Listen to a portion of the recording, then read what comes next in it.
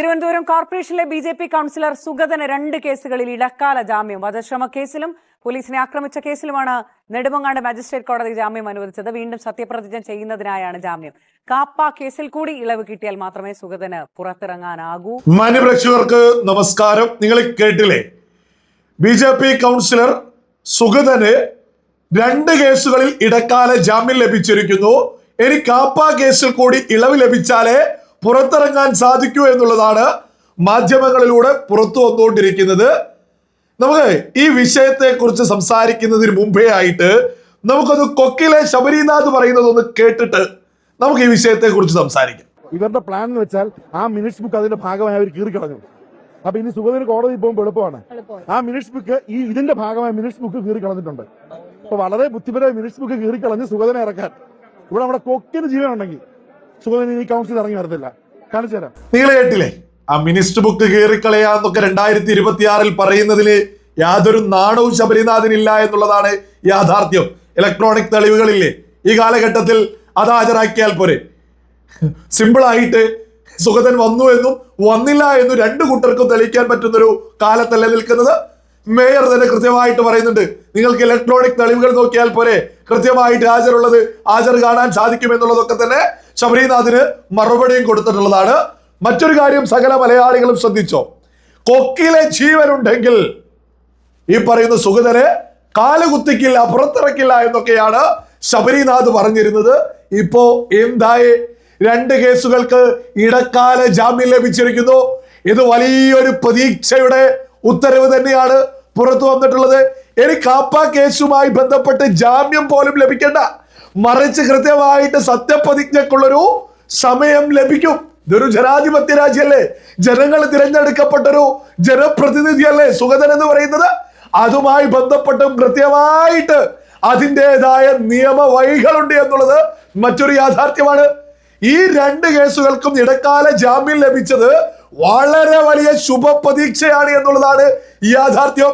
സ്വാഭാവികമായിട്ടും ഇനി ഈ കാപ്പ കേസുമായി ബന്ധപ്പെട്ട് ഇതിനിടയ്ക്ക് തന്നെ ജാമ്യം ലഭിച്ച് സുഗതൻ സത്യപ്രതിജ്ഞ ചെയ്യുന്ന സുന്ദരമായ കാഴ്ച മലയാളികൾക്ക് വളരെ പെട്ടെന്ന് തന്നെ കാണാൻ സാധിക്കുമെന്നുള്ള സുന്ദരമായ വാർത്ത തന്നെയാണ് ഇന്ന് പുറത്തു വന്നിട്ടുള്ളത്. ഇനി മറ്റൊരു പ്രധാനപ്പെട്ട വിഷയം, ഞാൻ ഈ ശബരിനാഥ് പറഞ്ഞത് തെറ്റോ ശരിയോ എന്ന് പറയുന്നതിലപ്പുറം ഞാൻ വളരെ ലളിതമായിട്ട് മറ്റൊരു ഉദാഹരണം മുന്നോട്ട് വെക്കാം. കേന്ദ്ര സർക്കാരിന്റെ ഭാഗമായിട്ടുള്ള രാജ്യത്തിന്റെ പ്രധാനമന്ത്രി പോലും വീട്ടിലേക്ക് വരുന്ന പ്രധാനപ്പെട്ട ഒരു ബി.ജെ.പി നേതാവ് കോൺഗ്രസിന്റെ കേരളത്തിലെ ഏതെങ്കിലും ഒരു മന്ത്രിയെ പിടിച്ച് ജയിലിൽ അടയ്ക്കുമെന്ന്, ആ മന്ത്രിയെ പുറത്തിറക്കില്ല എന്നൊക്കെ പ്രഖ്യാപിച്ചാൽ നമ്മുടെ കേരളത്തിൽ ജനാധിപത്യത്തിന് വേണ്ടിയിട്ട് ഈ ജാതി ബഹളം നമ്മൾ കാണുമായിരുന്നു. കോൺഗ്രസിന്റെ മന്ത്രിയെ ബി.ജെ.പിയുടെ ആളുകൾ പിടിച്ച് ജയിലിൽ അടയ്ക്കാൻ ശ്രമിക്കുന്നു എന്ന് പറഞ്ഞ് ഈ ജാതി ബഹളം ഇവിടെ നടക്കുമായിരുന്നു. അതേ രീതിയിൽ നിങ്ങൾ ഇതിനെ ശബരിനാഥ് പറഞ്ഞതിനൊന്ന് ആലോചിച്ച് നോക്കൂ. കേരളത്തിന്റെ മുഖ്യമന്ത്രി വി.ഡി. സതീശൻ ശബരിനാഥിന്റെ പിതാവിന്റെ വലിയ ഓർമ്മകൾ പങ്കുവെച്ച് ഈ ശബരിനാഥിന്റെ വീട്ടിലേക്ക് പോലും വരുന്ന മുഖ്യമന്ത്രി, ശബരിനാഥ് എന്ത് പറഞ്ഞാലും കേൾക്കുന്ന മുഖ്യമന്ത്രി, ആ ശബരിനാഥ് പറയാണ് കൊക്കിൽ ജീവനുണ്ടെങ്കിൽ ബി.ജെ.പിയുടെ ഒരു ജനപ്രതിനിധിയെ ഇങ്ങോട്ടേക്ക് വരാൻ കൊക്കിൽ ജീവനുണ്ടെങ്കിൽ അനങ്ങാൻ അനുവദിക്കില്ല, ജയിലിൽ തന്നെ തള്ളും, ഉള്ളിലേക്ക് കയറ്റില്ല, കാല് കുത്തിക്കില്ല എന്നൊക്കെ പറയുന്നതിൽ ഒരു ജനാധിപത്യ വിരുദ്ധതയും നമ്മുടെ കേരളത്തിലെ പ്രമുഖ മാധ്യമങ്ങൾക്ക് തോന്നുന്നില്ലേ? നമ്മുടെ കേരളത്തിലെ ഇവിടെ ജനാധിപത്യം പൊക്കിപ്പിടിക്കുന്ന ഒരുത്തരും തോന്നുന്നില്ലേ? സുഗതനെ ജയിലിൽ അടച്ചത്, അന്യായമായിട്ട് ജയിലിൽ അടച്ചത്, ഓരോ മലയാളിയും ഒന്ന് ചിന്തിച്ചു നോക്കണം. ഇവിടെ ഏതു സമയത്താണ് സുഗതനെതിരെ കേസെടുത്തിട്ടുള്ളത്? ഈ CPM ഭരിക്കുന്ന സമയത്ത് കേസുകൾ വന്നിട്ടുള്ളത്. CPM ഭരിക്കുന്ന സമയത്ത് പോലീസിനെ ആക്രമിച്ചു എന്ന് പറയുമ്പോ പോലീസ് കൊടുത്ത കേസല്ലേ? ഇതിലെവിടെയാണ് നീതി? ലളിതമായിട്ട് ഓരോ മലയാളിക്കും കൃത്യമായിട്ട് മനസ്സിലാക്കാൻ സാധിക്കും. ഇവിടെ കേസെടുത്തതൊക്കെ തന്നെ ഇടതുപക്ഷം ഭരിക്കുമ്പോ ഇടതുപക്ഷത്തിന്റെ പോലീസ്. ഇനി ഈ പുറത്തിറക്കാൻ അനുവദിക്കില്ല എന്ന് പറയുന്നത് UDF-ലെ പ്രധാനപ്പെട്ട നേതാവ് ശബരിനാഥ്. ഇതിലൊന്നും ഒരു ജനാധിപത്യ വിരുദ്ധതയും കാണുന്നില്ലേ? ഇവിടുത്തെ ആഭ്യന്തരമന്ത്രി രമേശ് ചെന്നിത്തല ആകാശത്തേക്ക് പോലീസ് വെടിവെച്ചതിനെ ന്യായീകരിച്ചത് നമ്മൾ കണ്ടതല്ലേ? സുഗതന്റെ വീട്ടിലേക്ക് എത്തിയിട്ട് സുഗതന്റെ കുടുംബമുള്ള സമയത്ത് ആകാശത്തേക്ക് വെടിവെക്ക ഏതെങ്കിലും ക്രിമിനലാണോ സുഗതന്? സുഗതൻ ഒരു ജനപ്രതിനിധിയല്ലേ? ഇത് നേരെ മറിച്ച് കോൺഗ്രസിന്റെ ഒരു MLA കേന്ദ്ര സർക്കാർ സംവിധാനങ്ങൾ തൂക്കിയെടുത്ത് കൊണ്ടുപോട്ടെ. അപ്പൊ ഇവിടെ ജനാധിപത്യം പറയലോ, തോക്കെടുത്തൊന്ന് വെടിവെക്കട്ടെ മേലോട്ട്. അപ്പൊ ഇവിടെ എന്തൊക്കെ ബഹളായിരുന്നു ഉണ്ടാവുക. ഇതിപ്പോ BJPയുടെ കൗൺസിലറെ അറസ്റ്റ് ചെയ്ത് ജയിലിൽ അടച്ചതും പോരാ, കൊക്കിൽ ജീവനുണ്ടെങ്കിൽ ഇനി ഇറക്കില്ല എന്നൊക്കെ വീമ്പിളക്കുന്ന കോൺഗ്രസിന് വേണ്ടിയിട്ട് ഇവിടെ സകലരും വാദിക്കുന്നത്. അപ്പൊ ഇവരുടെ ജനാധിപത്യ ബോധമൊക്കെ ചത്തുപോയോ?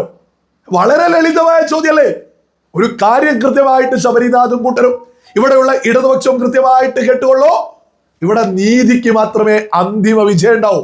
സുഗതൻ ഇവിടെ ഇറങ്ങുകയും ഇവിടത്തെ ഭരണം, തലസ്ഥാന നഗരിയിലെ ഭരണം അതിൻ്റെതായ പ്രൗഢിയിൽ തന്നെ മുന്നോട്ട് പോകുന്നത് നമുക്കൊക്കെ തന്നെ കാണാൻ സാധിക്കും. കുറഞ്ഞ ദിവസങ്ങൾ കൊണ്ട് സംഭവിക്കാൻ പോകുന്നതാ. ഇവിടെ ഏതൊക്കെ രീതിയിലാണ് കോർപ്പറേഷൻ ഭരിക്കുന്ന മേയറെ ടാർഗറ്റ് ചെയ്തുകൊണ്ടിരിക്കുന്നത്? ഒരു കൂട്ടരെ ഇടതുപക്ഷം മാലിന്യം വലിച്ചെറിയാൻ കൊട്ടേഷൻ കൊടുത്തിരിക്കുക.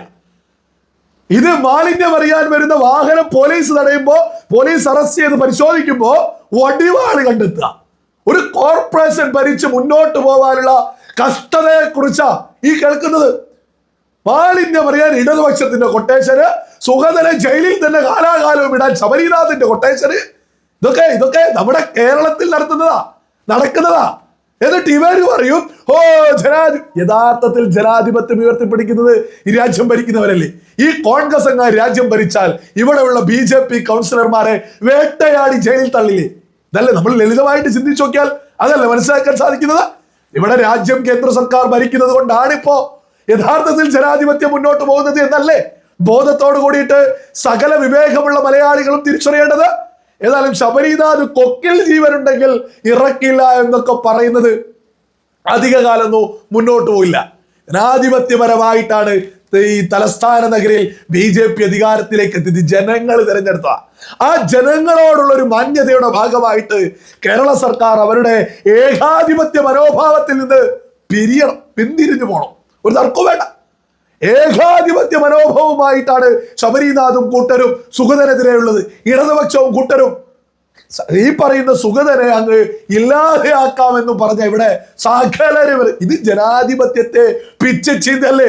ജനാധിപത്യത്തെ കശാപ്പ് ചെയ്യല്ലേ? സുഗതൻ തെരഞ്ഞെടുക്കപ്പെട്ട ഒരു ജനപ്രതിനിധിയല്ലേ? ഇതൊക്കെ മലയാളികൾ ചിന്തിക്കും. ഇതിനൊക്കെയുള്ള റിസൾട്ട് ജനാധിപത്യ രാജ്യത്ത് ജനാധിപത്യത്തെ ഉയർത്തിപ്പിടിക്കുന്ന മലയാളികൾ കോൺഗ്രസിനും ഇടതുപക്ഷത്തിനൊക്കെ ഇതിന് മറുപടി ഇന്നല്ലെങ്കിൽ നാളെ തന്നിരിക്കും എന്നുള്ളതിൽ ഒരു തർക്കവും ആർക്കും തന്നെ വേണ്ട.